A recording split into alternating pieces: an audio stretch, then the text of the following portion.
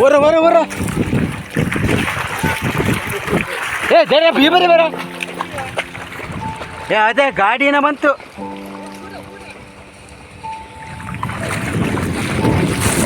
ಹೋಗ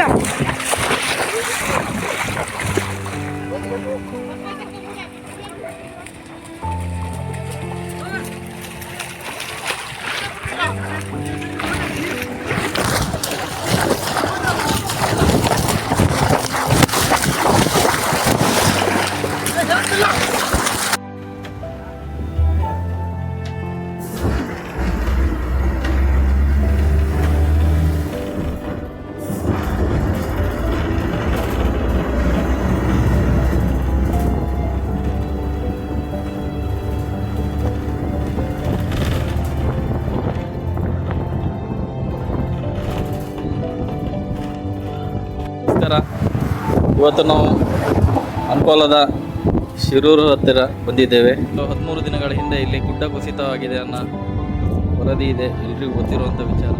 ಸ್ನೇಹಿತರಾದ ಅಹಮದ್ ಬಾವ ಮತ್ತು ಅಬ್ದುಲ್ ಕೊಂಗೋಳಿ ಇವರು ಬಂದಿದ್ದೇವೆ. ನೋಡಿ, ನಾವು ಇವಾಗ ಆಟೋದಲ್ಲಿ ಅಂದರೆ ಬೇರೆ ಸ್ಥಳೀಯರೊಬ್ಬ ಸಹಕಾರದೊಂದಿಗೆ ಅವ್ರ ಹತ್ರ ರಿಕ್ವೆಸ್ಟ್ ಮಾಡಿಕೊಂಡು ಇಲ್ಲೊಂದು ಸ್ವಲ್ಪ ಹಿಂದ್ಗಡೆ ದಾರಿಯಿಂದ ಬಂದಿದ್ದೇವೆ. ನೋಡಿ, ಇಲ್ಲಿ ಕಾಣಿಸ್ತಾ ಇದೆ ನೋಡಿ ನಿಮಗೆ. ನೋಡಿ ಸ್ನೇಹಿತರೆ, ನೋಡಿ ಈ ಏನು ಈ ಮರ ಕಾಣಿಸ್ತಾ ಇದೆ, ಎಲ್ಲ ನೀರು ತುಂಬಿತ್ತಂತೆ. ಅಲ್ಲೇನು ಹೊಳೆಯಲ್ಲಿ ಏನು ತುಂಬಿಕೊಂಡು ಇದೆಲ್ಲ ವೇಸ್ಟ್ ಏನು ಕಾಣಿಸ್ತಾ ಇದೆ. ಈ ಮರ ಕೂಡ ಆ ಕಡೆಯಿಂದ ಹೊಳೆಯಲ್ಲಿ ನೀರಲ್ಲಿ ಹೊಳೆಯಿಂದ ಬಂದಿರುವಂಥ ಮರ ಇದು. ಅಂದರೆ ಅದರಲ್ಲಿ ಇದ್ದಿದ್ದು, ಅಂದರೆ ಮೊದಲೇ ಯಾವತ್ತೂ ಬಿದ್ದಿರುವಂಥ ಮರ ಇರ್ಬೋದು. ಅಷ್ಟು ನೀರು ತುಂಬಿತ್ತಿಲ್ಲಿ. ನೋಡಿ ಸ್ನೇಹಿತರೆ, ಇಲ್ಲೆಲ್ಲ ನೀರು ತುಂಬಿತ್ತಂತೆ ಮೊನ್ನೆ ಮಳೆ ಬಂದಾಗ. ಇಲ್ಲಿ ವೇಸ್ಟ್ ಎಲ್ಲ ಗುಡ್ಡ ಕುಸಿದ ಕಾರಣದಿಂದ ಮಳೆ ನೀರು ಹೋಗಿ ನೋಡಿ ಮನೆಗಳು 7-8 ಮನೆ ಏನು ನಾಶವಾಗಿದೆ, ಅದರ ಅವಶೇಷಗಳು ಇಲ್ಲಿ ನೀವು ನೋಡ್ಬೋದು. ಸಂಪೂರ್ಣ ಮನೆನೇ ಇಲ್ಲ ನೋಡಿ. ಕೆಲವೊಂದು ಬೈಕ್ಗಳು, ಅವ್ರ ಪಾತ್ರೆಗಳು. ಕುಟುಂಬ ಇವಾಗ ಎಲ್ಲಿದೆ ಅಂತ ಗೊತ್ತಿಲ್ಲ, ವಿಚಾರಿಸ್ಬೇಕು. ಇಲ್ಲೇ ಇತ್ತು, ಸಾಲಾಗಿತ್ತು ಮನೆಗಳು. ಇಲ್ಲಿ ಏನು ಕಾಣಿಸ್ತಾ ಇದೆ, ತುಂಬ ಬೇಸರ ಆಗುತ್ತೆ ಇದೆಲ್ಲ ನೋಡಿದಾಗ. ಯಾಕಂದರೆ ಈ ಥರ ಆಗಬಾರ್ದು, ಆಗಿಬಿಟ್ಟಿದೆ. ಮುಂದಿನ ದಿನಗಳಲ್ಲಿ ಈ ಥರ ಆಗದೇ ಇರೋ ಥರ ಸರ್ಕಾರ ಇರ್ಬೋದು, ಕೆಲಸ ಮಾಡುವಂಥ ಕಂಪ್ನಿಗಳಿರ್ಬೋದು, ತುಂಬ ಎಚ್ಚರಿಕೆ ವಹಿಸ್ಕೊಳ್ಬೇಕು. ನೀರು ಎಷ್ಟು ಮಟ್ಟಿಗೆ ತುಂಬಿತ್ತಂದರೆ, ಇಲ್ಲಿ ಏನು ಗುಡ್ಡೆ ಕಾಣಿಸ್ತಾ ಇದೆ, ಈ ಹೈಟ್ ತನಕ ನೀರು ತುಂಬಿತ್ತಂತೆ ಇಲ್ಲಿ.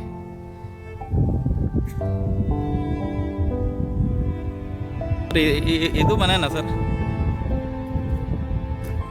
ಹಾಂ, ಇಲ್ಲೆರಡು ಮನೆ ಇತ್ತಲ್ಲ. ಟೋಟಲ್ ಎಷ್ಟು ಮನೆ ಹಾನಿಯಾಗಿದೆ ಸರ್? ಕಂಪ್ಲೀಟ್ ಡೆಮಾಲಿಷ್ ಆಗಿದೆ ಪೂರ್ತಿ. ಮನೆಯಲ್ಲಿ ಜನ ಇದ್ರ? ಹಾಂ ಹಾಂ. ಒಬ್ಳು ಒಂದು ಹುಡುಗಿ, ಲೇಡೀಸ್, ಏಜ್ ಆದವಳು. ಅಲ್ಲಿ ಆ ಹುಡುಗ ಇದ್ನಲ್ಲ, ಅವ್ರ ತಾಯಿ, ಅವರು ತೀರ್ಕೊಂಡ್ರು. ಸಿಕ್ಕಿಲ್ಲ, ಅವ್ರ ಬಾಡಿ ಸಿಕ್ಕಿದೆ. ಎಲ್ಲಿ ಸಿಕ್ಕಿದೆ ಸರ್ ಬಾಡಿ? ಅದು ಹಾಂ, ಗಂಗಾವಳಿ ನದಿಯಲ್ಲಿ ಸಿಕ್ಕಿದೆ. ಹಾಂ ಹಾಂ ಹಾಂ. ಇನ್ನು ಮುಂದೆ ಆ ಕಡೆ.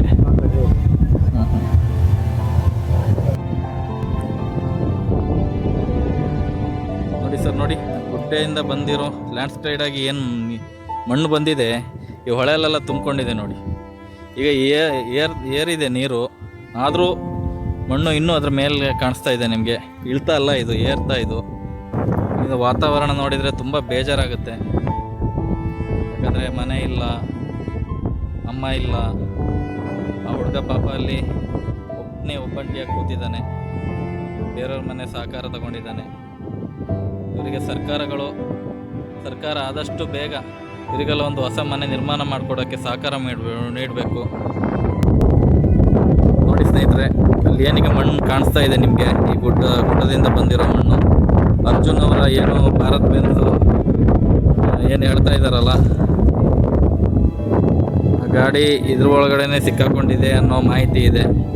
ಇವತ್ತಿಗೂ ಸಿಕ್ಕಿಲ್ಲ. ಪ್ರಕೃತಿ ಜೊತೆ ಆಟ ಆಡಿದ್ರೆ ಈ ಥರ ಪರಿಣಾಮಗಳು ನಾವು ಆವಾಗವಾಗ ನೋಡ್ತಾ ಇರ್ತೀವಿ, ಮುಂದೆನೂ ನೋಡಬೇಕಾಗತ್ತೆ. ತುಂಬ ಎಚ್ಚರಿಕೆಯಿಂದ ಕಾಮಗಾರಿಗಳನ್ನು ಮಾಡಬೇಕಾಗುತ್ತೆ. ಬೆಳಿಗ್ಗೆ ಎಷ್ಟು ಗಂಟೆಗೆ ಆಗಿರೋದು ಸರ್ ಇದು?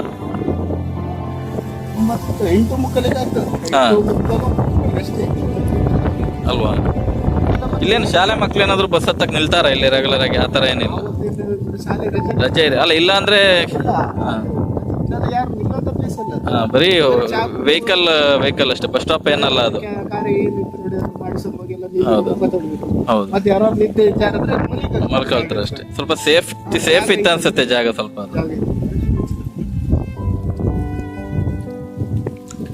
ನಿಮ್ಮ ಹೆಸರು ಸರ್? ನೀವು ಇಲ್ಲಿ ಆಟೋ ಚಾಲಕರು?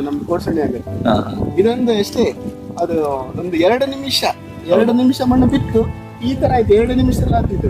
2 ನಿಮಿಷ ಆಯ್ತು, ಮಾಡ್ಕೊಂಡು ಹೋಗ್ಬಿಡ್ತೀವಿ ಮಣ್ಣು ಅಲ್ವಾ? ಸರಿ ಬಿತ್ತವ ಬ್ಲಾಕ್ ಆಯ್ತದೆ. ಹೌದೌದು. ಈ 2 ನಿಮಿಷದಲ್ಲಿ ಅದು ಬಿದ್ದಾಗ 2 ನಿಮಿಷದಲ್ಲಿ ಏನಿದೆ, ಇಲ್ಲಿ ತನಕ ನೀರು ಬಂದಿದೆ. ಇಷ್ಟು ಮನೆಗಳು ಬಿದ್ದಿರೋದು 2 ನಿಮಿಷ ಗ್ಯಾಪ್ ಅಲ್ಲಿ ಇಷ್ಟು ಕೆಲಸ ಆಗಿರೋದು. ನೋಡಿ ಇಲ್ಲೇನು ಮಣ್ಣು ಕಾಣಿಸ್ತಾ ಇದೆಯಲ್ಲ, ಇದ್ರೊಳಗಡೆನೆ ಲಾರಿ ಸಿಕ್ಕಾಕೊಂಡಿದೆ ಅನ್ನೋ ಮಾಹಿತಿ. ಯಾವುದೇ ಕಾರಣಕ್ಕೂ ಹೋಗ್ಲಿಕ್ಕೆ ಆಗಿಲ್ಲ. ನೀರಿನ ಒತ್ತಡ ಜಾಸ್ತಿ ಇದೆ. ಇವತ್ತು ಸ್ವಲ್ಪ ಕಮ್ಮಿ ಇದೆ ಅಂತೆ ಮಳೆ ಇಲ್ಲದ ಕಾರಣ. ನಿನ್ನೆ ಮೊನ್ನೆ ಎಲ್ಲ ಜಾಸ್ತಿ ಇತ್ತಂತೆ. ನೋಡಿ ಆ ಕಡೆ ಏನು ಕ್ರೇನ್ ಎಲ್ಲ ಕಾಣ್ತಾ ಇದೆ. ಇನ್ನು ಕಾರ್ಯಾಚರಣೆ ನಡೀತಾ ಇದೆ. ಅಲ್ಲಿ ಏನೀಗ ನೀವು ಏನು ಹೇಳ್ತಾ ಇದ್ದೀರಾ, ಆ ಜಾಗ ಹೆಚ್ಚು ಕಮ್ಮಿ 1 ಎಕರೆ ಜಾಗ ಭೂಕುಸಿತ ಆಗಿದೆ, ಗುಡ್ಡ ಕುಸಿತ ಆಗಿದೆ. 1 ಎಕರೆ ಜಾಗ ಇದೆ. ಅದು ಕಣ್ಣಿಗೆ ಕಾಣಿಸೋದು ನೋಡಿದ್ರೆ ಒಂದು 20 ಸೆನ್ಸ್ 10 ಸೆನ್ಸ್ ಜಾಗ ಇದಾಗಿದೆ. 500 ಮೀಟರ್ ಇದೆ ಅಲ್ವಾ? ಅರ್ಧ ಕಿಲೋಮೀಟರ್ ಆಯ್ತಲ್ಲ. ಇಲ್ಲಿ ನೋಡಿದ್ರೆ ಒಂದು 50 ಮೀಟರ್ 100 ಮೀಟರ್ ಇದ್ದಂಗಿದೆ. ಹೌದು, ಎಷ್ಟು ಜಾಗ ಇದಾಗಿದೆ? 1 ಎಕರೆ ಹೆಚ್ಚು ಕಮ್ಮಿ ಅಲ್ವಾ? 1 ಎಕರೆ ಜಾಗದಿಂದ ಮಣ್ಣು ಬಂದು ಬಿದ್ದರೆ ಎಷ್ಟು ಇರ್ಬೋದು? ಈಗ ಲಾರಿ ಹುಡ್ಕೋದಾದ್ರೂ ತುಂಬ ಕಷ್ಟನೇ. ಅದು ಎಷ್ಟು ಡೀಪ್ ಇರ್ಬೋದು ಸರ್ ಈ ನದಿ? 35 ಅಡಿ ಡೀಪ್ ಇದೆ. ಇಷ್ಟು ಡೀಪ್ ಇರೋಕ್ಕೋಸ್ಕರನೇ ವೆಹಿಕಲ್ ಸಿಗ್ತಾ ಇಲ್ಲ. ಹೌದು, ವೆಹಿಕಲ್ ಮೇಲೆ 20 ಫೀಟ್ ಮಣ್ಣಿದೆ ಹೆಚ್ಚು ಕಮ್ಮಿ. ಸ್ವಲ್ಪ ಮಣ್ಣಾದರೂ ತೆಗೆದಿದ್ದಾರಾ? ಎಂತ ತೆಗೆಯಕ್ಕೆ ಆಗಿಲ್ಲ ಇಲ್ಲಿಗೆ. ಎಲ್ಲ ಫ್ಲೋಟಿಂಗ್ ಬೋಟ್ ಏನೋ ಬಂದಿತ್ತು, ಇಟಾಚಿ ಎಲ್ಲ ಒಳಗಡೆ ತಂದಿದ್ರು, ಮೊನ್ನೆ ವೀಡಿಯೋಸ್ ಎಲ್ಲ ಹಾಕಿದ್ದಾರೆ. ಇದರಲ್ಲಿ ತಿಳ್ಕೊಳ್ಬೇಕಾಗಿರೋ ವಿಷಯ ಏನಂದರೆ, ಯಾವುದೇ ಒಂದು ಹೈವೇ ಮಾಡುವಾಗ ಆಗ್ಬೋದು, ಯಾವುದೇ ಒಂದು ಹೆದ್ದಾರಿಗಳು ನಿರ್ವಹಣೆ ಮಾಡುವಾಗ ಆಗಿರ್ಬೋದು, ಅವು ಸ್ಟಾರ್ಟ್ ಮಾಡುವಾಗ ಈ ಗುಡ್ಡಗಳ ತೆಗೆಯುವಾಗ ಕರೆಕ್ಟಾಗಿ ಒಂದು ಸರಿಯಾದ ಒಂದು ಪ್ಲ್ಯಾನಲ್ಲಿ ತೆಗಿಬೇಕಾಗತ್ತೆ. ಈ ಥರ ಬಜೆಟ್ ಫ್ರೆಂಡ್ಲಿ ಮಾಡಲಿಕ್ಕಾಗ್ಬೋದು, ಇನ್ನೊಂದು ಹಣ ಉಳಿಸುವಿಕೆಗಾಗ್ಬೋದು. ಈ ಥರ ಮಾಡಿದಾಗ ಅಥವಾ ಫಾರೆಸ್ಟ್ ಡಿಪಾರ್ಟ್ಮೆಂಟಿಗೂ ಮತ್ತು ಹೈವೇಗೆ ಇರುವಂಥ ಸರಿಯಾದ ಒಂದು ಅಡ್ಜಸ್ಟ್ಮೆಂಟ್ ಇಲ್ಲದೆ, ಸರಿಯಾದ ಮಾತುಕತೆ ಇಲ್ಲದೆ ಆಗಿರುವ ಸಮಸ್ಯೆನೂ ಅದೇ. ಇಲ್ಲಿ ಸ್ಥಳೀಯರು ಹೇಳಿರೋ ಪ್ರಕಾರ ಇಲ್ಲಿ ಹೈವೇದವರು IRB ಅವರು ಎಷ್ಟು ಪ್ರಯತ್ನ ಪಟ್ಟರು ಫಾರೆಸ್ಟ್ ಡಿಪಾರ್ಟ್ಮೆಂಟಿಂದ ಸರಿಯಾದ ಅಲ್ಲಿ ಕೆಲಸ ಮಾಡಲಿಕ್ಕೆ ಅವಕಾಶ ಸಿಕ್ಕಿರಲಿಲ್ಲ ಅವರಿಗೆ.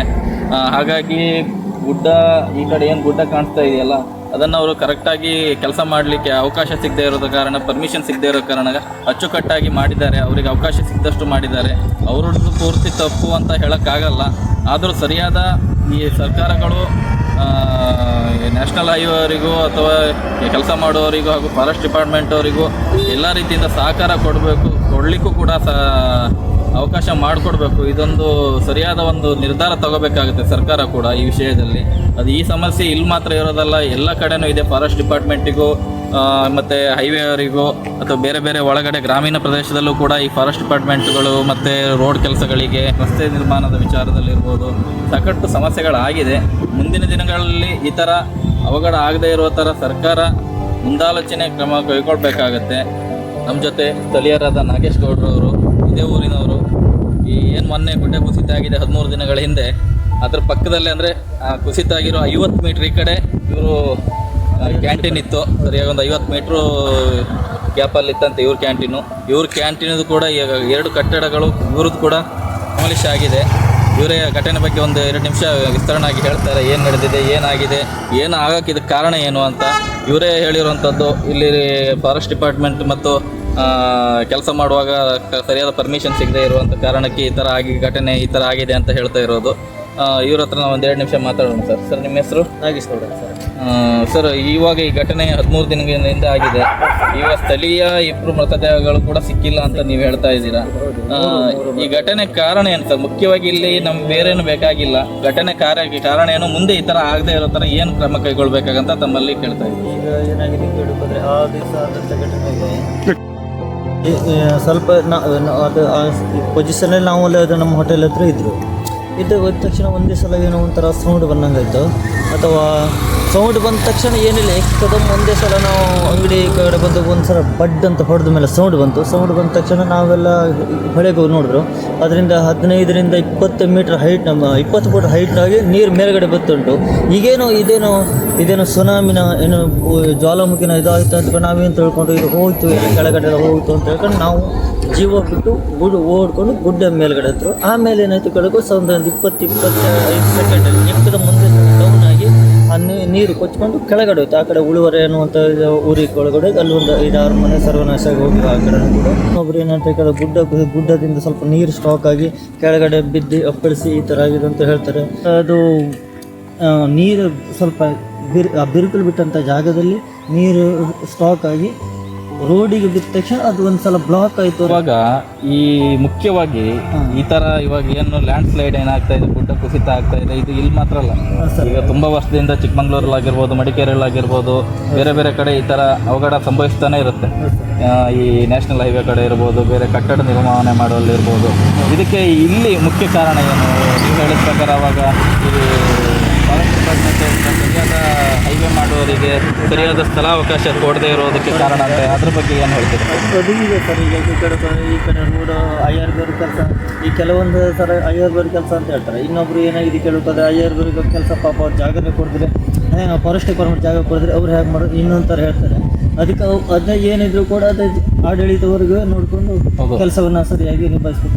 ನೀವು ಹೇಳೋ ಪ್ರಕಾರ ಮುಂದಿನ ದಿನಗಳಲ್ಲಿ ಈ ರಾಷ್ಟ್ರೀಯ ಹೆದ್ದಾರಿಗಳು ಮಾಡುವಂಥ ಇರ್ಬೋದು ಅಥವಾ ಸ್ಟೇಟ್ ಹೈವೇಗಳು ಮಾಡುವಂಥ ಜಾಗದಲ್ಲಿ ಫಾರೆಸ್ಟ್ ಡಿಪಾರ್ಟ್ಮೆಂಟ್ ಅವರು ಮತ್ತು ಏನು ರಾಷ್ಟ್ರೀಯ ಹೈವೇ ಅಧಿಕಾರಿಗಳು ಕೂತ್ಕೊಂಡು ಸರಿಯಾದ ಒಂದು ಮಾತುಕತೆ ಮಾಡಿ ಅದಕ್ಕೆ ಸರಿಯಾದ ಒಂದು ಸ್ಥಳಾವಕಾಶ ನಿರ್ಧಾರ ಮಾಡಿ ಸೈಂಟಿಫಿಕ್ ಆಗಿ ಕರೆಕ್ಟಾಗಿ ಪ್ಲ್ಯಾನ್ ಮಾಡ್ಲಿಕ್ಕೆ ಮಾತ್ರ ಅವಕಾಶ ಕೊಡಬೇಕು.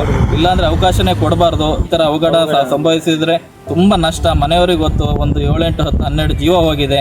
ಇನ್ನೂ ಮೃತದೇಹ ಹತ್ರ ಸಿಕ್ಕಿಲ್ಲ. ಒಂದು ಮೃತದೇಹ ಸಿಕ್ಕಿಲ್ಲ ಅಂದರೆ ನೋವು ಏನಿರುತ್ತೆ ಅಂದರೆ ಮನೆಯವರಿಗೆ ಮಾತ್ರ ಗೊತ್ತಿರುತ್ತೆ. ಹಾಗಾಗಿ ಏನು ಕೆಲಸ ಮಾಡೋದಿದ್ರು ಸರ್ಕಾರಗಳಿರ್ಬೋದು ಅಥವಾ IRBಗಳಿರ್ಬೋದು, ಬೇರೆ ಬೇರೆ ಕಂಪ್ನಿಗಳಿರ್ಬೋದು, ಸರಿಯಾದ ಒಂದು ಪ್ಲ್ಯಾನಿಂಗಲ್ಲೇ ಕೆಲಸ ಮಾಡಿ ಅವಸರವಾಗಿ ಮಾಡಿ ಈ ಥರ ಕೆಲಸಗಳು ಮಾಡಿ ಯಾರ್ದೋ ಜೀವವನ್ನು ನಷ್ಟ ಮಾಡಬಾರ್ದು ಅಂತ ನಾವು ಈ ಸ್ಥಳೀಯರು ಎಲ್ಲರೂ ಇದೇ ಮನವಿ ಕೇಳ್ಕೊಳ್ತಾ ಇದ್ದೀವಿ ಸರ್ಕಾರಗಳಿಗೆ. ನಂದು ಭಾವನೆ ಇಷ್ಟೇ ಸರ್. ಆ ದಿವಸ ಒಂದು ಅನಾಹುತ ನೋಡಿಕೊಂಡು ಈ ಮಳೆಗಾಲ ನಡೆಸ್ಲಿಕ್ಕೆ ಕೊಡದೇ ಇರಲಿ ಸರ್. ಮಳೆಗಾಲ ಟೈಮಿಗೆ ಅಂಗಡಿನ ಬಂದು ಬಿಡು ವಿಚಾರ. ಅಂದರೆ ನೀವು ಹೇಳೋ ಪ್ರಕಾರ ಬೇಸಿಗೆಯಲ್ಲಿ ಅವಕಾಶ ಕೊಟ್ಟು ಈ ಮಳೆ ಏನು ಸೀಸನ್ ಸ್ಟಾರ್ಟ್ ಆಗುತ್ತೆ, ಈ ಥರ ಸಂಭವ ನಡುವಂಥ ಏನು ಟೈಮ್ ಇದೆ ಆ ಟೈಮಿಗೆ ಅವಕಾಶ ಕೊಡ್ತಿದ್ರು ಪರವಾಗಿಲ್ಲ, ಬೇರೆ ಸಮಯದಲ್ಲಿ ಅವಕಾಶ ಕೊಟ್ಟು ನಮ್ಮ ಹೊಟ್ಟೆಪಾಡಿಗೆ ಅವಕಾಶ ಮಾಡಿಕೊಡ್ಬೇಕಂತ ತಾವು ಬೆಳಿಗ್ಗೆ ಇಡ್ತಾ ಇದ್ದಾರೆ ಸರ್ಕಾರಕ್ಕೆ ಅಥವಾ ಜಿಲ್ಲಾಡಳಿತಕ್ಕೆ. ಓಕೆ ಸರ್, ಧನ್ಯವಾದಗಳು.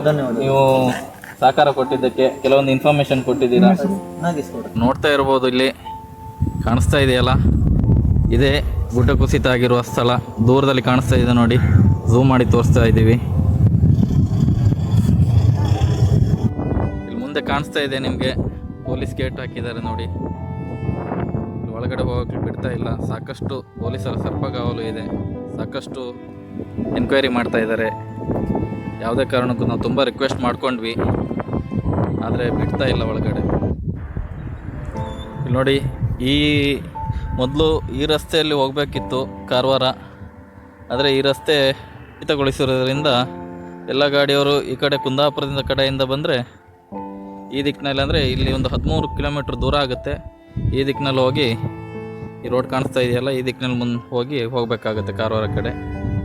ಮುಂದಿನ ದಿನಗಳಲ್ಲಿ ಇಂಥ ಒಂದು ಅವಘಡ ಸಂಭವಿಸಬಾರ್ದು ಅಂತ ದೇವರಲ್ಲಿ ನಾವು ಬೇಡ್ಕೊಳ್ತಾ ನಾವು ಇಲ್ಲಿಂದ ಹೊರಡ್ತಾ ಇದ್ದೀವಿ. ಧನ್ಯವಾದ. വണ്ടി ഓടിക്കുകയാണ്. ഇതുണ്ടോ, ലോറിയൊക്കെ കിടക്കുന്നുണ്ടോ? അപ്പോൾ ലോറി കിടക്കുന്നുണ്ട്. അപ്പോൾ നമ്മളിവിടെയാണ് വണ്ടി ഓടിച്ചിരിക്കുന്നത്. ഈ ഒരു റെസ്റ്റോറൻറ്റിൽ ഫുഡ് കഴിക്കാൻ വേണ്ടിയിട്ടാണ് ഓടിക്കുന്നത്. അടിപൊളിയല്ലേ? ഈ ലോറിയുടെ കാര്യം ഞാൻ പറഞ്ഞ എന്താണെന്ന് വെച്ച് കഴിഞ്ഞിട്ടുണ്ടെങ്കിൽ നമ്മൾ നോർത്തിലേക്കൊക്കെ പോകുമ്പോണ്ടല്ലോ അവിടെ ധാബ ഉണ്ടാവും. ധാബയുടെ അടുത്ത് അവിടെ ആണെങ്കിൽ ലോറി വണ്ടി അപ്പോൾ ഇവരിവിടുത്തെ സ്ഥിരം കസ്റ്റമേഴ്സ്